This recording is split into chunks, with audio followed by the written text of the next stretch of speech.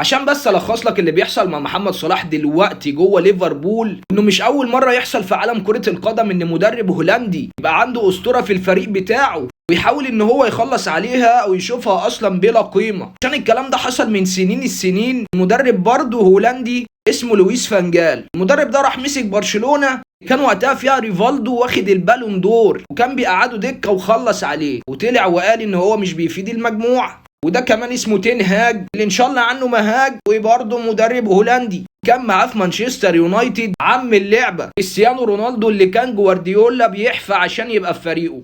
يعني مقفل بطولة دوري الأبطال والبالون دور دي بالنسبة له لعبة، وكان بيقعدوا دكة وبيقول إن هو سبب خسارتهم في أي مباراة. باختصار العيب لو في حد مش في محمد صلاح، لعب في هولندا. ربنا يسامح مستر كرويف اللي وهم العالم إن الدولة ديت ممكن يبقى فيها مدربين بيفهموا في الكورة. نتيجة زي ما أنت شايف كده، فريق بيخش فيه 3 أهداف، المدرب بتاعه لمجرد العناد بيقعد نجم الفريق الاول اللي هو جاي اصلا الفريق وكان بيحلم ان هو يتعامل معاه دكه 90 دقيقه. فهمت بقى دلوقتي قصدي لما بقولك